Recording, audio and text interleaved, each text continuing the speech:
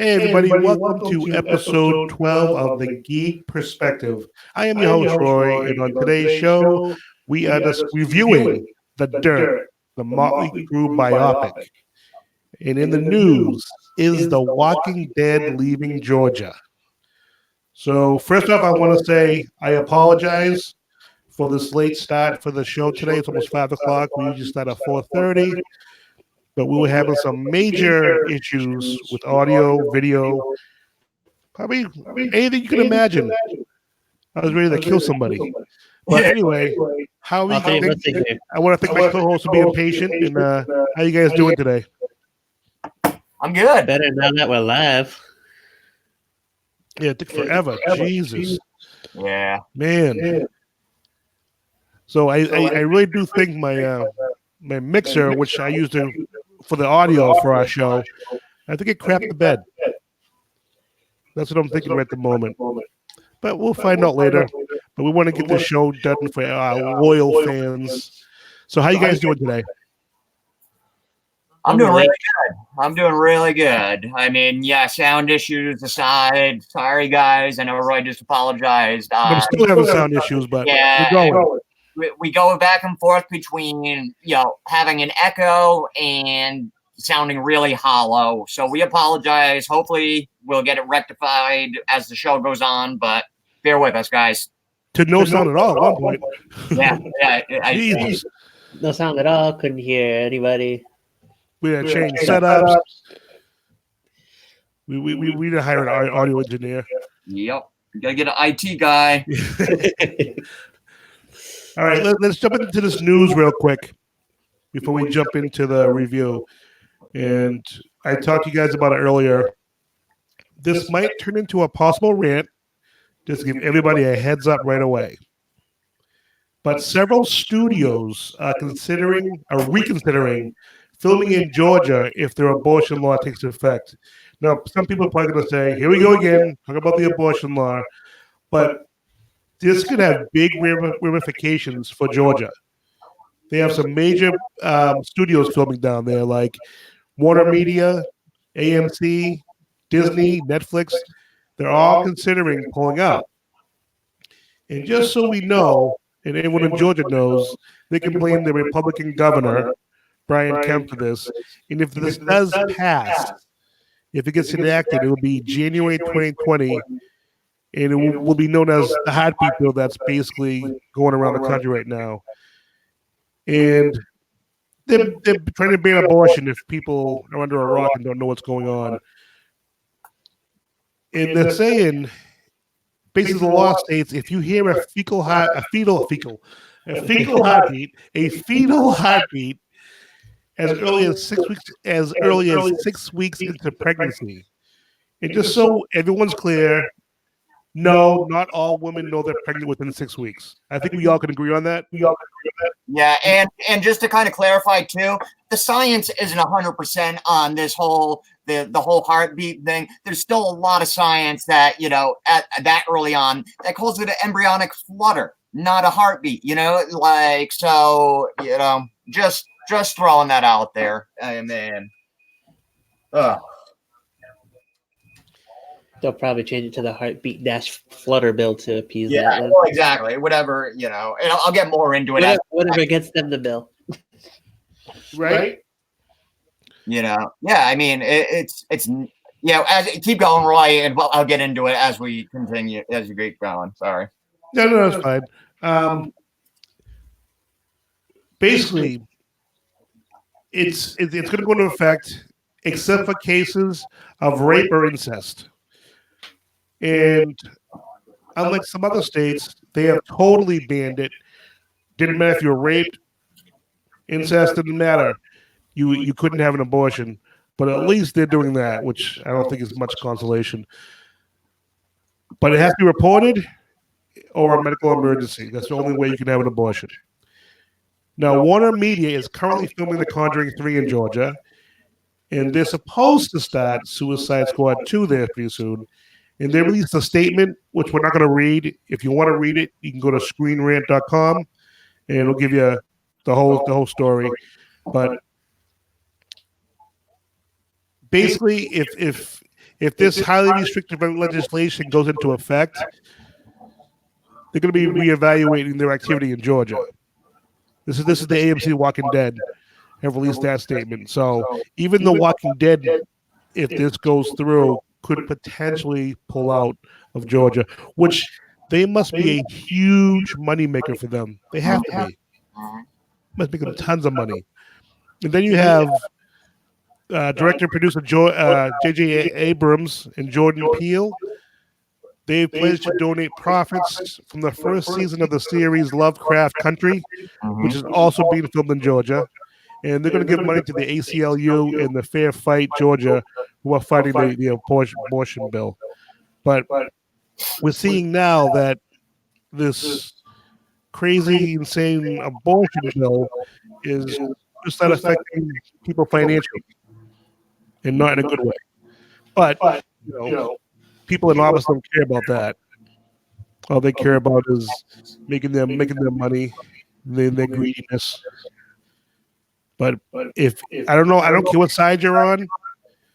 This topic does need to be discussed, and we're not going to discuss it every week. But if it pertains to the entertainment industry, we will be bringing it up, unless something happens. And Tom, maybe Derek might want to go on a rant someday. Who knows? But do you guys have any comments on this? Yes. So I am, I was so glad when you said you were gonna, in our text chain, when you said you were gonna bring this up, because I had been reading about it, and I applaud Jordan Peele, J.J. Abrams, anybody, all these companies that are willing to take their business elsewhere, especially Georgia. Georgia's a huge filming state. It always has been. It's got good. It's very advantageous for filmmakers because of the deals and the tax deals and whatever. I don't know all the specifics, but it's a very lucrative state, and it's a preferred state by a lot of directors to film. So I'm glad that they're taking a stance against this, because I said it last week, and I'll say it again, and I'll say it until I'm blue in the face. This is a war on women. That's plain and simple. True. It's a war on women. I was just reading, I don't know if it was Georgia or Mississippi. It was one of those two. One of the Democrats asked the Republican, okay, what do we do about IVF?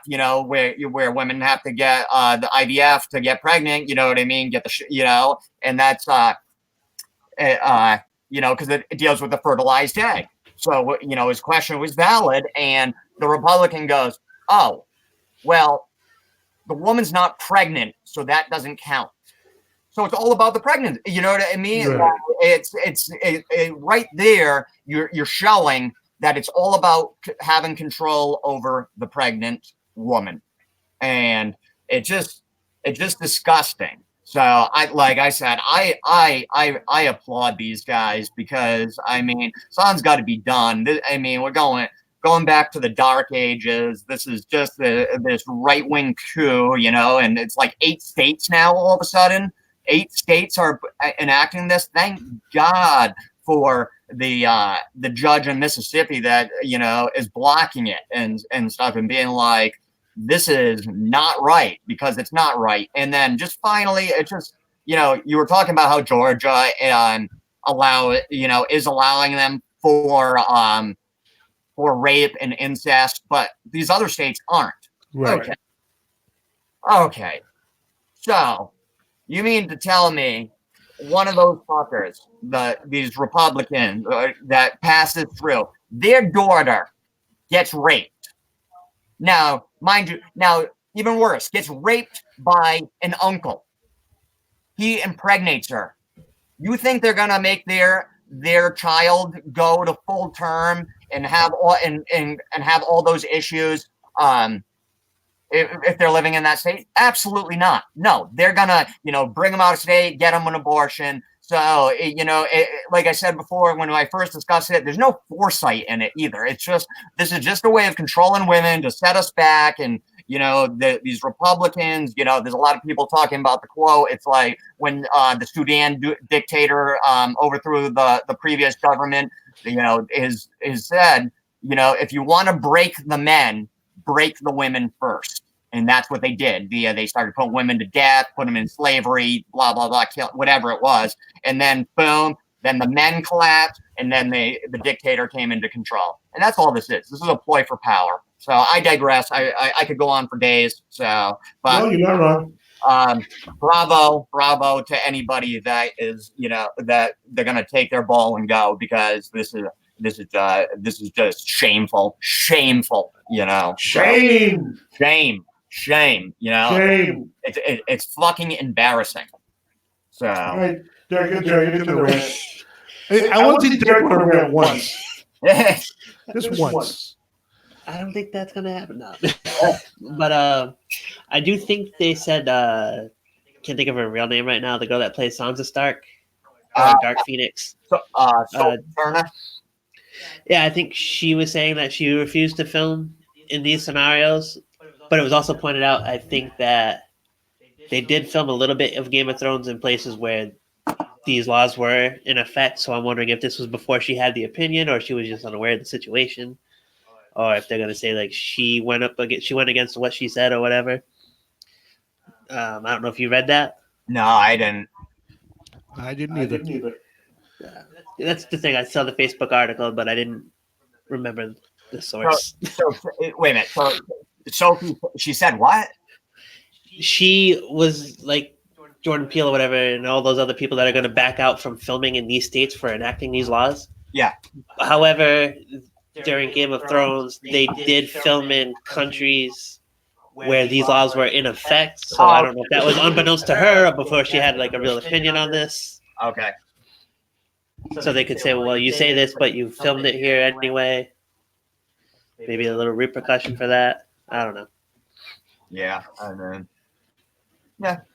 Well, that was Derek's rant.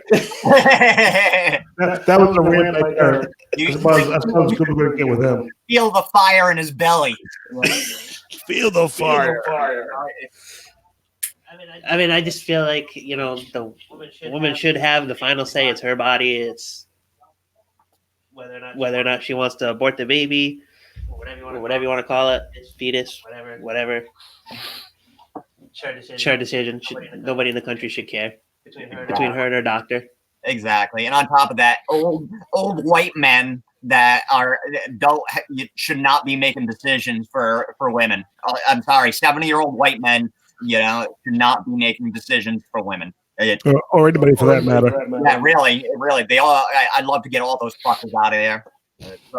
Well, and that's what people have to remember. These people got voted in. Yeah, the voting's coming up again. Get them out. If that's how you feel, get them out of office. Yep. All right. It's time, people. Now we're going to review the Dirt, the Motley Crue biopic. And this is an unflinching biopic based on Motley Crue's best-selling book. Imagine that, unflinching. I don't know. I think there was some flinching going on during the viewing session with some of the scenes. Yeah. Okay, Tom. This is all you, my friend. All right. Well, yeah. So this week we're talking about The Dirt, the Motley Crue movie that was released on Netflix. Was it early this year, late last year, something like that? It's pretty new. I liked it. Yeah, and I've watched it now 3 times. I watched it once when it first came out, and then I've watched it twice leading up to the episode. This episode here. So first time around, I watched it. I absolutely loved it. And then, the second time I watched it, I was like, wow, that didn't hold up. Wow, why did I like that so much the first time? So I watched it. That's why I watched it the third time, and I'll get into the reasons why in a minute. So I watched it the third time, and I wasn't as critical as the second time around, but definitely still not. I wasn't as impressed as I was the first time around. So, like Roy said, they're calling it a unflinching report, which is not quite accurate because yes, it's by all the Motley Crue guys, members had to say in the movie, you know, as part of the book that they all co-wrote, or whatever. But as happens with a lot of movies, you know, in all genres and everything, a lot was changed. A lot was, Hollywoodized, for which you have to do because, you know, just to get it on screen and stuff, and interpreted different. So yeah. So essentially the story starts with it's Nikki Sixx. Yes, Nikki Sixx is essentially be like the narrator, right? Yes, he's the first narrator. Yeah, and they all at points during it get a little part to narrate, but the primary narrator is Nikki Sixx. That was cool. Yeah, I like that part of it. Yeah, and right off the bat, I want to say I had no issues with the actors. I actually enjoyed them all. You know, they did. I mean, they weren't dead ringers for Motley Crue. Yeah, you know. I thought the actor that played Vince Neil, I thought he was, you know, as he got older, you know, as they were showing him towards the end of their career, I thought he looked a lot like Vince Neil at that point. You know, when you compared Vince Neil and him, you know, they showed the original photos of the original band. When they showed them together, that was like, wow. Yeah, I didn't believe it. I didn't think that way while I was watching the movie, but at the end, seeing them both comparisons was pretty awesome. Yeah. So I thought he was the closest, but I don't have a problem with that. You know, like sometimes when you're watching a biopic or biopic, as some people pronounce it, Tommy Lee was pretty good. He was good. I liked them all. My favorite was Mick Mars, the guy that played Mick Mars. He's the one I know least about. Yeah, well, I think that's why he was my favorite too, because he's the one that everybody knows least about. You know? Oh, really? Yeah. He's the one that everybody knows least about. You know, because all the, you know, Nikki was kind of like their de facto leader. You know what I mean? Which I didn't know that either. You know, which I kind of did just now because he has his radio show at night that sometimes we listen to at work there with the female co-host. It's I forget what it's called, Nikki Sixx or whatever. But so having hear him talk and you don't want to plug his show for him? Come on, John. I can't think of the name of it.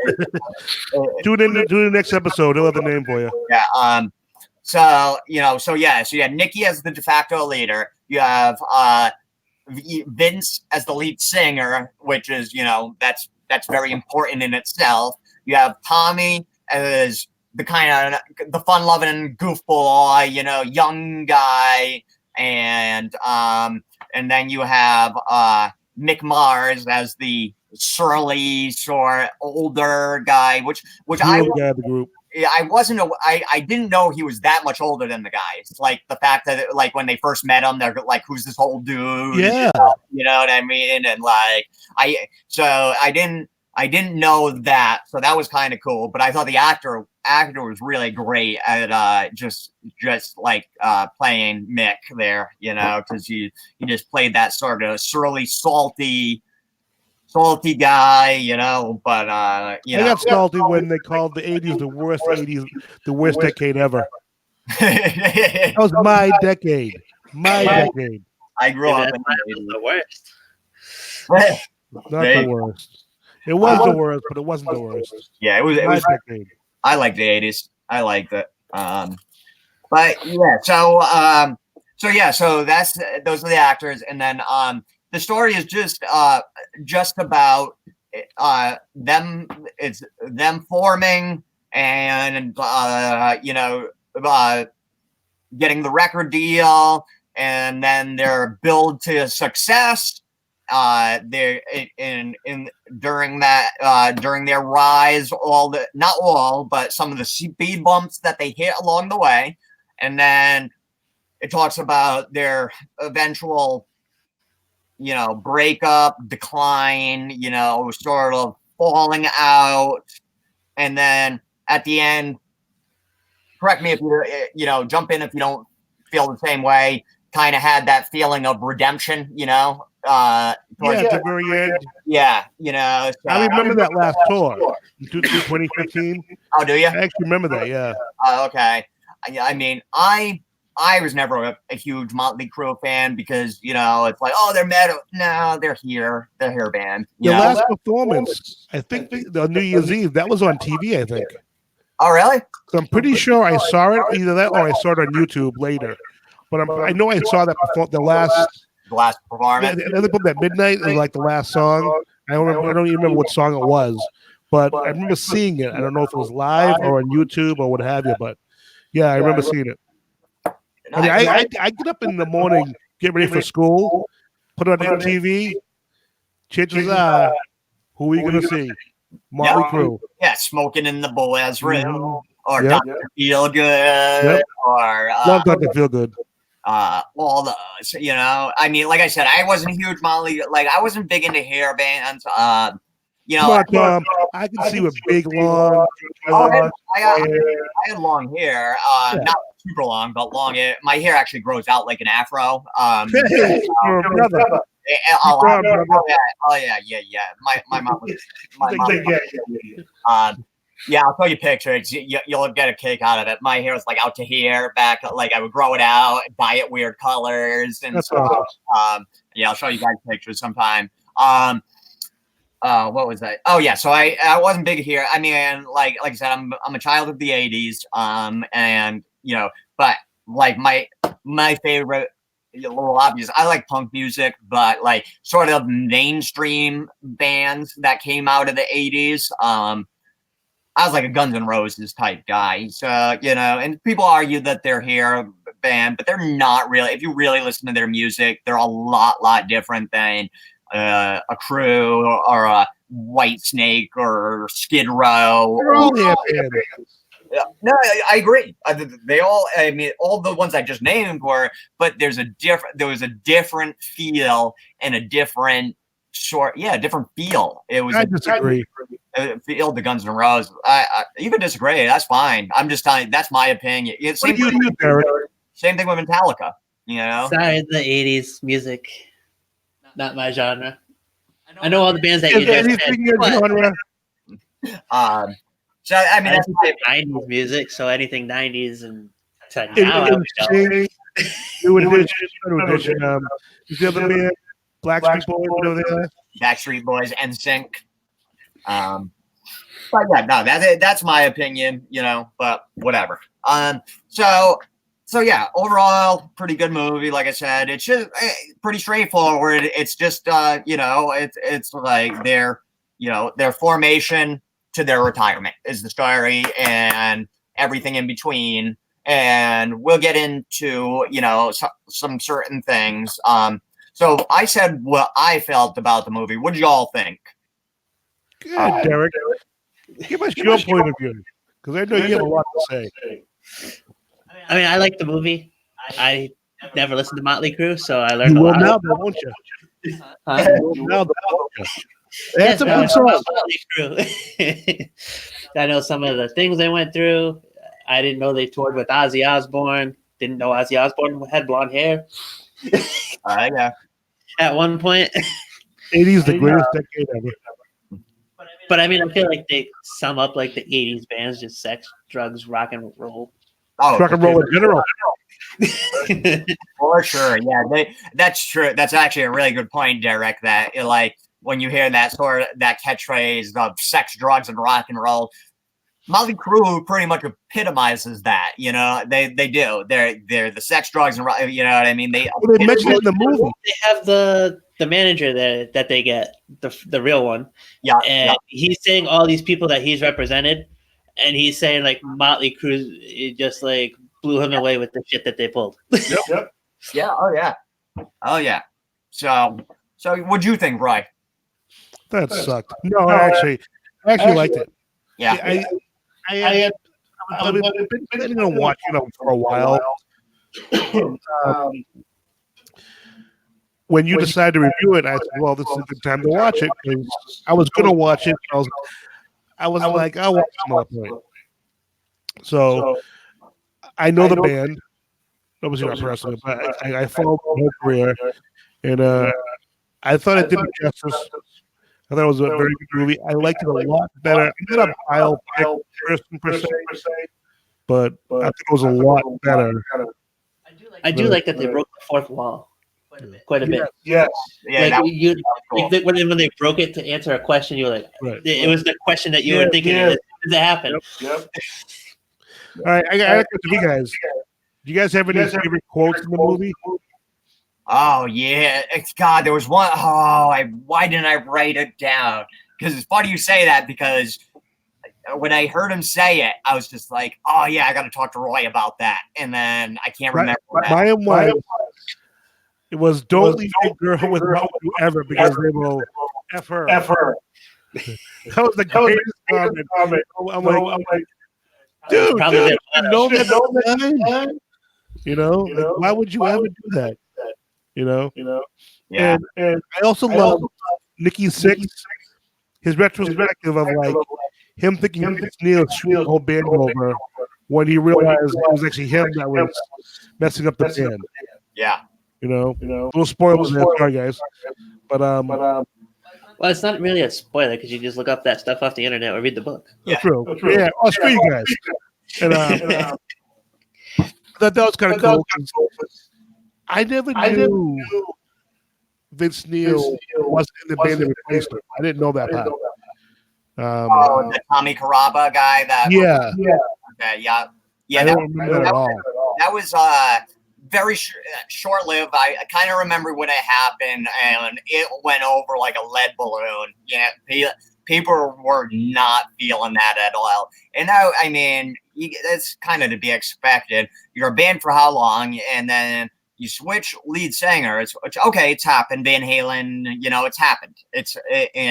So it's not without precedent. But they were already on the backsides of their career. You know what I mean? They were on the downside, on the back nine, or whatever phrasing you want to use. So people rejected it for that reason. You know what I mean? Because it's just like at that point, it wasn't really nobody was clamoring for new Motley Crue. The people at that point, people just wanted Motley Crue's greatest hits. That's all. You know what I mean? Yeah. That's what they want. If you were going to Motley Crue or buying Motley Crue stuff, it wasn't about what new shit they were putting out. It was about Dr. Feelgood and their hits and whatever one. Rich Almquist. You can watch this on Netflix. It's yes, check it out on Netflix, Rich. And he's saying that was bad. Thanks, Rich. You're gonna come down and help me, Echo. Just the tech guy. Yeah, we've been trying to get rid of that for an hour. Yeah. We apologize, guys. And I know it gets better and then it gets worse. I know. Well, I wish I knew what was causing it. It's crazy. We are trying to troubleshoot it. It's just one of those things. But what was I saying? On Netflix, yeah, or Raymond Luxury Yacht there, or I think that was Throat Wobbler. I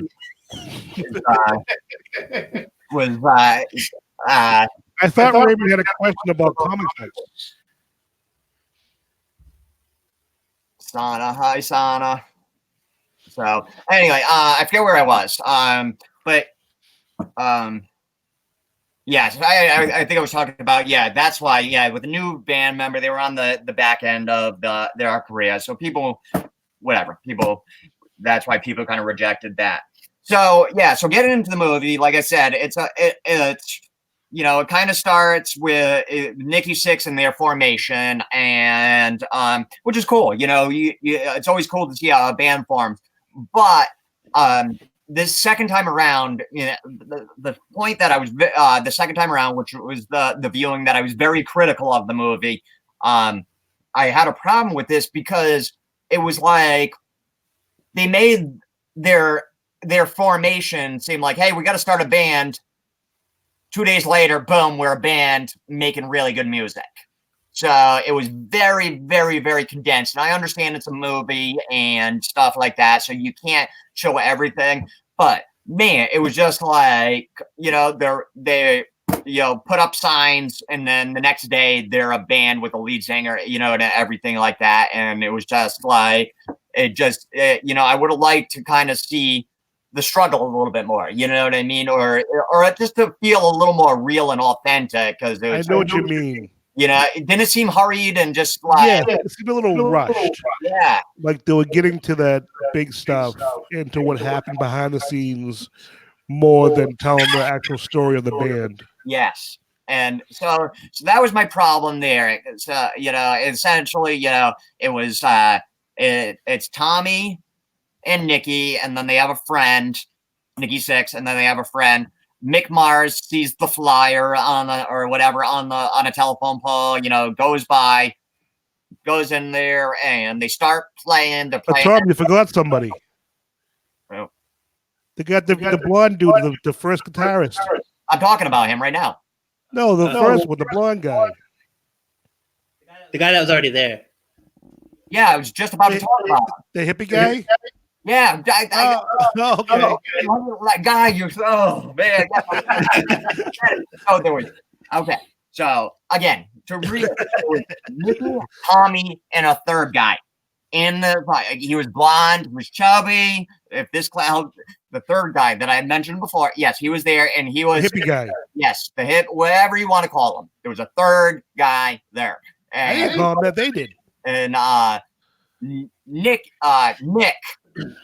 sees the flyer on a telephone pole or something, grabs it, goes over there, and they're playing with them and that guy, and it's going on. They play for about 30 seconds.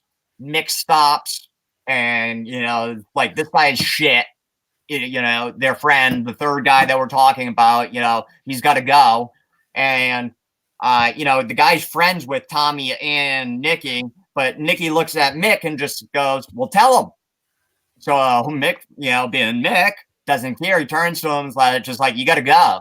And the guy, "Oh, I was here first, blah, blah, blah, this, that." It's just like, "Dude, you suck. You got to go." And Nikki and Tommy don't say anything. He's like, "Guys, and they don't say anything, and he goes. So I did like that in the sense that, it was kind of cool that he just comes in and he's just like, "Yeah, dude, you suck. Get out of here." And stuff. And I'm sure it would. I have a feeling it was very similar to that situation. As you find out about Mick, because that's your first introduction into Mick, and then Mick kind of tells a story about his degenerative bone and spine disease. That it's just, I feel bad for the guy. He's just, he's like, what is he? He's not even. What's that? He was falling apart. Yeah, he's falling apart essentially. Yeah, he had like the skeleton of like an 80-year-old, and this degenerative bone disease that he had.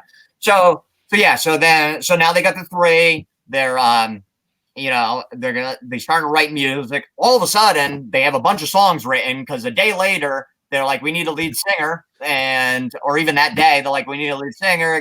They're throwing it around, brainstorming, blah blah blah. And they get the vision in their head of essential, a guy with long blonde flowing locks. I think they even make a comment, "So you want a girl," and which Vince was close enough to looking like at that time. Their brains blah blah blah. Tommy's like, "I might know somebody." So then so the next day they go to a party, and there's a band at this party doing covers, and the cover band, and Vince Neil, or Vincent, I think is what Tommy calls him at first, is the lead singer. And very good, but Mick's not sold that. Mick's like, "Oh, fucking cover band." Nikki's got an open mind. Tommy's just Tommy, because as you see, Tommy's just a goofball in it. He's like kind of a lovable character, He's always almost always in a good mood. So they're talking, and then Tommy, after Vince is done singing the song, Tommy, talks to him, blah blah blah. They give him the number, and that's that. And so whatever, a little time goes by. It's not clear how much. Tommy with a girl doing drugs, doing in sexual situations and stuff, and he's just like he's thinking to himself, he's like, oh, I can't believe Tommy showed up with his scrubby friends, and then he's doing more and more cocaine, and then he's like, well, maybe I should call Tommy.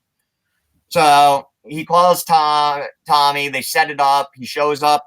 He comes over Tommy with a girlfriend, or one of his groupies, or it's never really clear what she is. And they go in, and they hand him the song.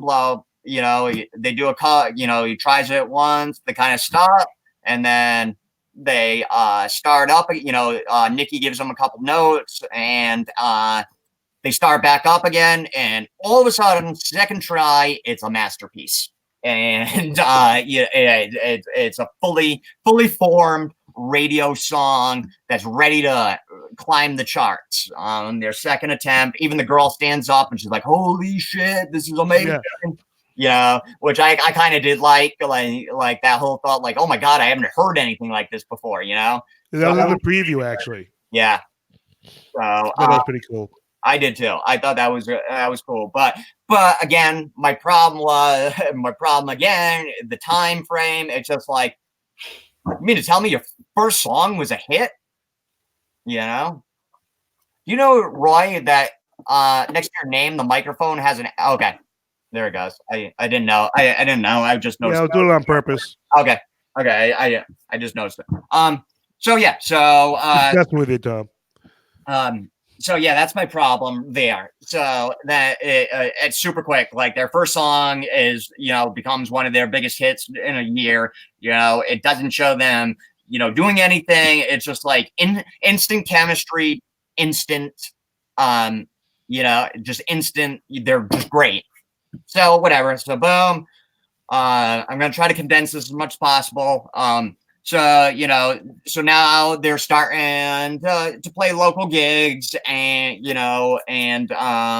their first gig they go to, and people are looking at them like they're crazy because they've got the the long hair and the spandex pants, and they look androgynous. So wearing their sister's clothes. Yeah, exactly. So people are just like, "What is this? Are these chicks?" Blah blah blah. A fight breaks out.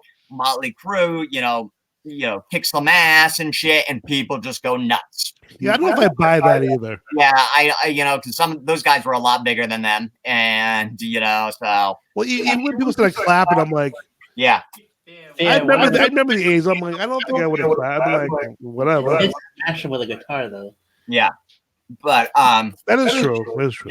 Yeah, but yeah, when you smash somebody in the head with a guitar like that, that guy should be basically in a coma, dude. Yeah. I don't know if I really clap at that. I think at that point there's blood gushing, and most people be like that guy's going squeamish and screaming. So they end up, winning the fight. The crowd goes nuts. All of a sudden, they're now on Motley Crue's side, and so they get back up on stage and they rock out. And then, take off. Yeah, and then and please, guys, jump in anywhere. So then it's they go on to their next one, and it's sort of their start to. Yeah, they just keep getting bigger and bigger. Yeah. And performing in bigger arenas, bigger places. But then the drugs get bigger. The drugs get more expensive. The parties get bigger. Yeah. And you can see that them expanding into. You can see how Motley Crue became Motley Crue. Like you see all the drug use, you see all the women and the fast cars, and you see the typical rock star story, but lived with people that I would say they were crazy, but they were about that lifestyle. Yeah, they weren't trying to be something because they were a rock star. They were living their lifestyle. Yeah, I was gonna say it was Tommy when he was narrating, saying his lifestyle from Nikki 5 p.m. through the whole day. Was it him? Whoever it was that was tied to the bed with a handcuff. Oh, Tommy Lee. Yeah, so he's saying like he woke up at 5, don't know how he doesn't remember anything. Starts drinking, goes to the show, drinks some more, does more drugs. They do the show, and he's drinking, doing more drugs. Then they go to the next site. They go to the strip club. They do more shit. It's like 5 in the morning or 6 in the morning or whatever time because he gets back to the hotel. There's a disturbance, and then he ends up getting handcuffed to the bed by the I manager. actually had a friend who worked at one of the arenas locally, and she actually got to meet Motley Crue and Slayer and like a lot of the '80s bands. And she told me, a few years later, that these people were crazy. Like they were all about, like they would send her and her people out for like drugs for them or cigarettes for them or booze for them. Like they literally did that. Like they would drink before they went on stage and be blitzed out of their minds. And she'd be like, "How the hell could they perform?" Well, you do it every night, you get used to it, and Tolerance. Yeah. Not only you get used to it, you become dependent on it. It's very important. Addiction is no joke. Nope. I won't go on a rant on that, but someday I will. And but yeah, so they start to get bigger, and again, here's my problem with it. It's like, boom, they have that first show, and then it just seems. It's like they go to their first show. It doesn't show any of the, sort of, doing the club scene. It's just like all of a sudden they get a record deal. Boom. They get a manager. Boom. It's like, that's my biggest problem with the movie. And there's a couple other issues we'll talk about. I don't want to make this episode too long, but, it was so condensed. It made it seem, it just didn't, my problem was I didn't see the sort of struggle to become famous that I really wanted to see, because to me, and I know this is me personally, I'm not speaking for you guys or anybody else, but for me, what's interesting is that struggle, what they had to do to make it. And I've read about them and the stuff that they had to do to make it. It was insane. Like they used to, use Tommy as a prostitute to get studio time, for men and women. They would use him. I hate using the word, but they would whore him out. Really? Yes, they would whore Tommy out to get studio time because they couldn't afford it. So why wasn't that in the movie? Exactly. So, and I understand it's a Netflix movie, and and Netflix is a certain way and everything like that. But that I really wanted to see that struggle. I really that grittiness to it. It just seemed like these guys were the luckiest guys in the world for quite a few years. And it was very easy for them. Yeah. I feel like the point of this though was they wanted to focus on the story of what happened once they made it, not how they made it. Yeah. No, you're right. But everyone knows that story though. Yeah. How they made it would have been, to me, a lot more interesting story. I mean, it was interesting. Don't get me wrong, but not because I didn't know anything about Tommy Lee. That would have been an awesome part of the story, like a holy shit moment. Excuse my French. I would like to have heard that. And there's a lot of other crazy things that I could go on for days, and I won't. And but look it up, guys. It's in their books. They've talked openly about it. And so that's my problem to that point. Their rise to their record deal and playing stage. It just doesn't seem like they struggled at all. Now it's still a fun movie. Don't get me wrong. I'm a child of the '80s, and it's a fun movie. Guys I work with love it because they're children of the '80s. Some are older, but we're young-ish in the '80s. So in that sense, it's cool. Did anybody listen to our show live now? Has anyone seen it? Does anyone watch the movie? If you have, let us know. Yeah, please comment. Please tell us. Or if you're going to see the movie, if you want to watch the movie, why do you want to watch it? They're going to want to watch it because when they met Ozzy Osbourne. Yeah, that was pretty awesome. That was pretty awesome. That was actually one of the best parts, but I still have a problem with that I'm going to talk about. And I think my audio problem set him off. Yeah. But anyway, yeah. So at that point, whatever, they're bigger. They're getting bigger. They're playing stadiums, and now they're famous. Everybody knows them. Women love them. Derek told the story of Tommy Lee's day. at 5 p.m., drinking and heading to the thing, whatever. So they're becoming Motley Crue. Nikki is spiraling into his addiction with heroin, which, God, it's even that, like I'm so glad they portrayed it, but again, they almost, to me, it felt like at first it was sort of almost, they didn't, but it almost felt glamorized instead of being like, no, heroin's bad. Most definitely. And then, and like what they didn't seem to capture with his addiction, it's just like with heroin addiction, yes, at first when you're in it, you're great. You feel invincible. You're functioning, but it doesn't take very long for heroin to take over your life. And he was doing it more than an average person. He had more money than an average person, so he would have fell into that hole even deeper.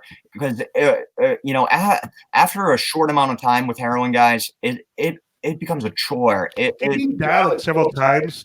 Well, yeah. Didn't they actually say like he was spending it was $1,000 a day on it? $3,000 a day. 3,000. I saw an interview where he said he died like in several, 2 or 3 different occasions. Yeah, like literally died, like flatline. Yeah, and he was actually declared dead. The one that showed in the movie was his most infamous one. Yeah. It happened quite a few times because it's common, to have your heart OD, have your heart stop, and then come back. And but yeah, at one point he was out for minutes, declared dead. That was it. He was declared dead, and then they gave him the whatever. I think it was the shot at the time, the adrenaline shot in the chest. Which, guys, I'm gonna tell you, yeah, they used to kind of do that, but that's not really how when they give somebody a shot that's OD'd. That's not. They don't directly. It makes for a good visual in a movie. But that's not what they do. Even in Pulp Fiction, yeah, they did do that with adrenaline, but that's not really how it's done. It's a little Narcan shot that they put into your vein. Boom! It fucking it attacks the heroin in your system, makes you start to detox right away. Well, you think about it, you have a big chest plate there, so it'd be kind of hard to get through a chest plate. So but it makes for a good visual in a movie. But guys, just letting you know, that's not really how it's done. Don't try it at home, please. Yeah, it's a shot of Narcan in your arm. If you do, it's So yeah, it was good. It was good, but yeah. So with his heroin addiction, it felt glamorous until it didn't, and it seemed like it was like 1 or 2 bad experiences, and then boom, he was hit rock bottom, and that's not how it works. It's you get into it, everything's good, you're functioning, blah blah blah, everything starts to turn to shit. It becomes a chore, to do it. You wake up, you got to get your dope, you got to shoot up, you got to whatever your preference is with dope, and it's a job, it's a full-time job. So when you first start heroin, it's your best friend, and then a month later, it's your fucking worst enemy.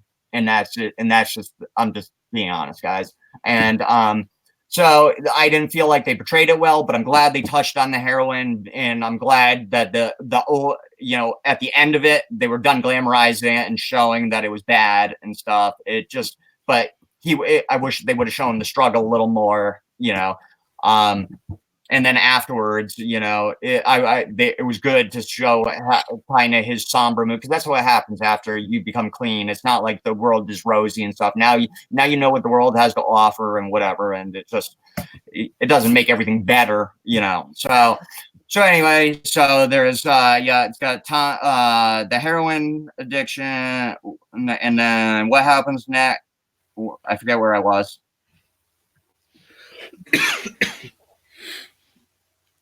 Because we just did the heroin addiction. Yeah.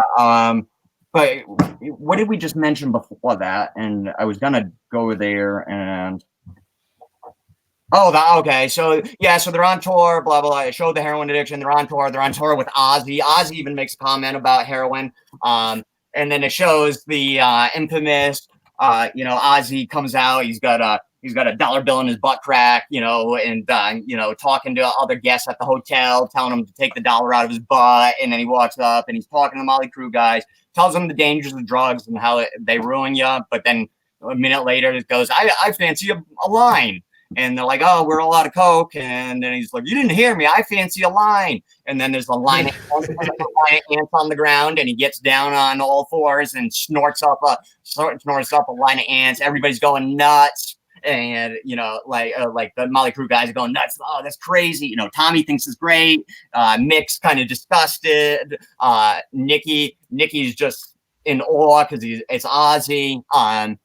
So then they're talking, and then Ozzy, just starts pissing right at the pool. The kids around and everything. Then he jumps down on all fours and licks his own piss. And then Nikki is like, "Fuck this! I'm going to show him." So Nikki, whips his out and starts to piss, and he's about to get down and lick his piss, and Ozzy pushes him and gets down and say that he pissed on top of Ozzy's piss. Yeah. And yes, good one. And Ozzy pushes him and jumps down and licks Nikki's piss. Just a fun scene. Not 100% how it actually happened. It was actually how it happened, and you can read it in their books. Is I don't know really. I've heard this piss. I don't know, but with the ants, how it happened, they were. It was Nikki and Tommy. They were on tour. I think it was actually right outside their tour bus. They were doing. Daring each other, and the dares just kept getting crazier and crazier. And then Ozzy, he didn't actually even dare Ozzy at that point. Ozzy just, saw the ants and snorted the line, and then that's the story there. So, I was glad they threw it in because it's a famous story, but they also changed it a lot, which is kind of tough when you have a famous story like that. So, and then, so then they're on tour. It shows their struggle. Oh, we kind of glossed over it, and they gloss over it in the movie. Vince actually gets in a car accident, and his passenger dies, and Vince goes to jail. I kind of would have liked to see more about it because I remember when that happened, but I was young and I didn't really know too much about it, and then I had forgotten about it. So I would have been interested to hear a little more about the time because I think he went away for like 18 months or something in prison. For vehicular manslaughter, then comes out, he's depressed from it because he killed somebody, and that's understandable. So so then it shows him touring, blah blah blah. They're doing it, they're famous, and but then it starts showing their struggle. Every band happens after you're a band for a while, the infighting, this and that. They're struggling with their drugs and the alcohol, struggling to get along. They're making music, but they don't feel like it's as good as it is. They're, a lot more fighting. Vince quits the band. Then they get this Tommy, I think it's Carabas is his name. They get a new singer for a little while because Vince is out. Not as popular at that point. I remember when it happened. I don't remember ever listening to him saying, nobody's impressed by the new singer. And, like I said, it was by that point, they were already on the backside of their career. So that's why I think a lot of people rejected the new singer because it's not unprecedented to get a new singer. Look at Van Halen, other bands. But, they were already on the backside. People were just wanting to hear their hits. So that's why I feel like that people rejected it. Hold on a minute, Tom. Yep. If anyone in the chat, oh, never mind. Rich out through. Never mind, sorry. I'm sorry, guys. I realize we're going long, so I was trying to speed through. So they're having the problem, they're infighting, blah blah, or whatever. Then I will watch. I was a Crue fan before. Shout at the devil. They were friends at Motley Crue. So it was great when the big metalheads would dump them and leave them. Okay. Yep. Agreed. Rich is a Crue fan. He's a big Motley Crue fan. Nice. Yeah, you'll meet him next week if you come by. Wait. Yeah, as long as it's nice. Yeah, I'll be there. I was just like, I didn't listen. Yeah. I was trying to get comments. So Tommy, so people reject Tommy Carabas. It's just not as good. They really don't show too much. I thought they could have showed a little there, just to kind of show the dynamic with the new singer and just kind of show people, because I feel like a lot of, like Roy was saying, a lot of people aren't really familiar with that period in the band's, during the band's time together. So, then it's just not going as well. Vince at this point decides that he's going to fight for to have the masters or the rights to all their music, because he had heard that that's what you want, is the right to all your music, and like bands like the Beatles didn't have the rights. It was Michael Jackson had those, and Michael Jackson and Paul McCartney at some point. But yeah, so he had heard it was very important, so he fights for that, and in doing so, the band just kind of breaks up. We kind of left out, during this time, Tommy Lee was dating and then marries Heather Locklear. Nikki is at the wedding all messed up, causes a scene, So this baby. Yeah, there's a lot we're leaving out, obviously, but and then Tommy gets divorced or whatever. So anyway, Nikki eventually gets the rights to the music, and then they're talking to the manager, and the manager that they show in the movie, and they explain this in the movie, which I thought was great that they did, is actually a composite of two guys, because that's what all the budget would allow and the story would allow, was one like manager type guy. So they just combined the best characteristics of the two guys and made them into one character. And they explain that in the movie. So then they talk about getting back together, blah, blah, blah. And they do. And, then it, just shows the rest. It's basically an ending sort of montage. It's not quite a montage, but just kind of showing their ride off into the sunset, essentially. That was cool. Yeah, it was, and it ends. It doesn't show anything, but it ends at the point of their very last show together. That's when the movie ends. Yep. Their last performance. It shows them all going out, and yeah. So as I said, sorry guys, longer than I wanted it to be, but as I was talking, I realized there was more to the movie than once thought. So overall, a fun movie. Overall, very fun movie, especially that, my first time, if you're a child of the 80s, fan of Motley Crue, it's a very, very, very fun movie. A lot of holes, a lot of problems that you would more notice on a second viewing, or if you're a hypercritical person. But overall, a good movie. I personally, for movie production, what would you give the movie rating? That's what I was just about to say. For me, I would say 7.5. What about you, Derek? Just the production part? Yes. Oh, production part, I would go higher. First, I was doing the movie overall. Do production. Just production-wise, I would give it an 8.5, personally. Yeah, that sounds about what I'd give it. 8. Yeah, I give it an 8. What about acting?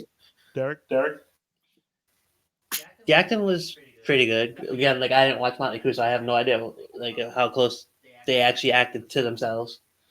But obviously, you see the pictures side by side, and they look like them. But that's more towards the makeup crew and all that other stuff. But I'd still say maybe give it a 7.5. What are you, Tom? I would honestly, I had no issues with the acting, and that's usually my biggest thing. Is I tend to pick out bad acting or acting that bothers me, and none of it bothered me. I would go as high as a 9. Honestly, I had no. I would have no, and that's high for me, guys, because I used to act myself and stuff, and but yeah, I had no issues with the acting. I thought that was spot on. Well, I give it an 8. I'm gonna stick with my cruise control. Stick with number 8. 8's a nice round number. And how about rewatchability? Tom probably gave it 11 because he watched it 40,000 times. No. Go ahead, Derek. You go first.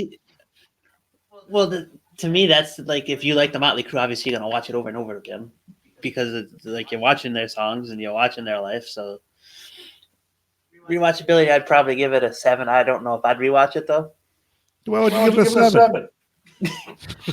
Well, I mean, it makes sense. Because I'm not going to be biased. Yeah, what he said though. If you're Like if I had to sit there and rewatch it, I'm not going to get up and leave and like, oh, I already watched it. This is one of those guys that's right in the middle of the road. He doesn't want to piss anybody off. He's like, what about you, Tom? Okay, so rewatchability is tough for me because I guess I'll rewatch it 3 times. Sounds like the movie gets worse for him every time he watches it. Well, that's why I'm saying it. So yeah, rewatchability. Oh God, I would probably say, from the first and the second time, I was excited to rewatch it. But then after I rewatched, I was super critical of it and saw all the holes. So I would say 7. Yeah, I would say 7. Yeah, well, you're both crazy. I'd say a 3. And you're wrong. If you wouldn't rewatch it, why would you say? I should say, like, I wouldn't go out of my way to rewatch it, but if I was, you would not watch it, then I wouldn't watch it. There is no way Derek watches this movie ever again. Yeah. Unless some girl makes him. How come you're at a 3, Roy? I like Motley Crue. Yeah, but I wouldn't watch this movie again because to me, I don't think I get anything else out of it. Mm-hmm. I know Motley Crue somewhat. I'm not an expert expert by any stretch of the imagination, but I know the basic story, and I'm good with that. I don't need to. If I'm going to watch a movie again, it's because I want to see what I might have missed. Yeah. Whatever I missed in a movie like this, it's not picking fun of this movie or picking on this movie at all. I wouldn't need to see it. You know what I mean? Like if I watched a thriller, for instance, or an action movie, I could miss something important during the movie without even realizing it. Watch it later, and you see different things. This wasn't that kind of movie for me. Okay. So I gave it a 3 for that reason. Now, overall, Tom, what would you give the movie? Overall, okay. Overall, I am gonna go 8 even. 8 even, right there. 8.0. Derek, I'd give it an 8. Oh, shocking! Pissed me off. I want to say I really enjoyed watching the movie. I love the 80s Motley Crue songs in this movie. It brings back a lot of memories. You know, it was a great decade that sucked. I have to admit, it was a great decade anyway. And I'm going to give it a solid 8. Not just an 8, a solid 8. And I think everyone, if you're an 80s fan, if you're a Motley Crue fan, if you're a hair band fan, if you're an 80s rock fan, see this movie. And if you want to know what 80s music bands were kind of like, watch this movie. You'll enjoy it. Yeah, I agree. Definitely enjoy it. Now, real quick, Roy, because I know this is a lot longer than we wanted. Sorry, guys. Was there anything? Because I was very, very, very critical and open about what I was critical about. Anything that you super disliked, or was just like, no, that's not how it happened. Anything in there? Let me think. I can't think of anything. Okay. I think the biggest thing that you touched on it was they seem to rush them becoming stars and one of the focus on the drug use and blah blah blah, which I get. But as a person from that era, I would love to see like you said, the struggle. They could do it as a prequel. There is no way they're doing a prequel. Yeah, they're not doing a prequel, Dave. There's no way. You can do it. Hey, everybody in the audience, if you want Derek to make a Motley Crue prequel movie starring people from our work, let us know.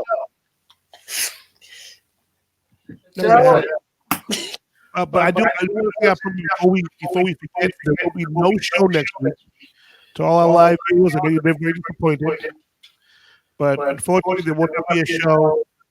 We are working on things, and we want to start doing a show every week. So what we might end up doing is recording some shows for you guys, so we guys can keep continued content. We want to bring you guys fantastic, amazing content every week, because I know you demand it and you love us. You love our content. Well, at least some. And they watch it. I guess they we do apologize. It's my fault. We're not going to be on. If something changes, we'll let you guys know. But you guys have any last words? Yeah. Well, thanks for tuning in, guys. Again, we apologize. Thank you very much. Because that was super choppy. What Roy was just trying to say. So yeah. So if you didn't understand, we're probably not having a show. We have some stuff to work on, and we got to get to the bottom of this audio issue because me and Derek are fine, but Roy has an echo. So we apologize, guys. But yeah, he did say if something changes, we will update you. Always check our Instagram, Facebook, and Twitter. We're all on there. Each one of us, we're always mainly updating, adding stuff, and so check us out. It's Geek Perspective on all three. Geek Perspective on Instagram, Geek Perspective on Facebook, Geek Perspective. It's Geek Perspective on Twitter, right, Roy? Geek Perspective 2.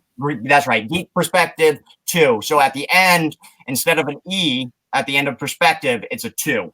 So so check it out. We'll keep you up to date if we're gonna have another if we do have a show next week. If there will be a show, it'll be just these two guys. Yes.